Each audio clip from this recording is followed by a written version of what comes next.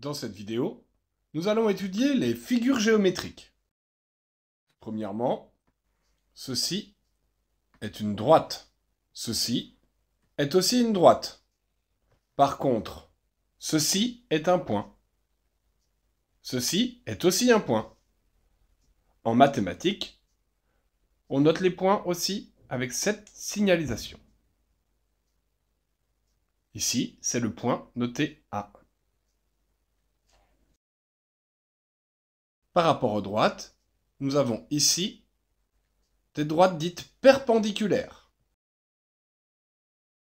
Les droites perpendiculaires sont caractérisées par un angle droit. Nous avons aussi une autre disposition de droites qui s'appelle les droites parallèles.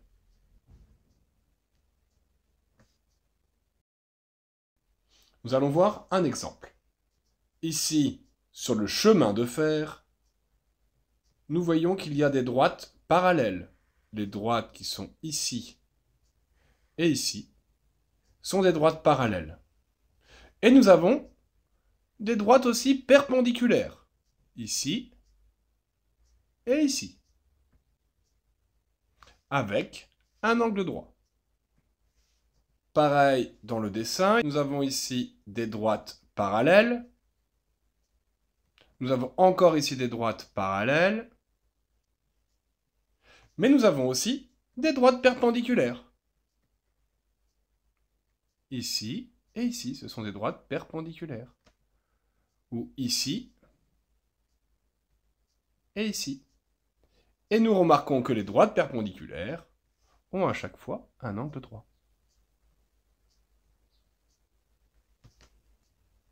Sur le vocabulaire aussi, à connaître, nous avons le cercle. Nous avons le carré, ceci est un carré. Nous avons le rectangle et le triangle.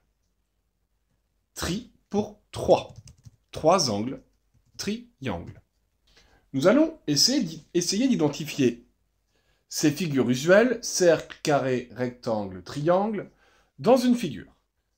Nous voyons que en jaune, nous avons un cercle. En rouge, nous avons un triangle. En vert, nous avons un rectangle. Et en bleu, dans le rectangle, nous avons un carré. Au niveau du cercle, la distance qui part du centre du cercle à son extrémité est appelée le rayon. Et dans une figure usuelle, comme le rectangle, nous avons le plus grand côté qui est appelé la longueur et le plus petit côté qui est appelé la largeur. Dans le carré bleu, on remarquera que la longueur et la largeur sont les mêmes. Nous allons maintenant travailler sur les volumes. Premier volume, la pyramide. Deuxième volume, le cône. Troisième volume, la boule. Quatrième volume, le pavé droit. Et dernier volume au programme, le cylindre. Nous allons tenter maintenant de reconnaître ces différents volumes sur des figures usuelles. Nous avons ici la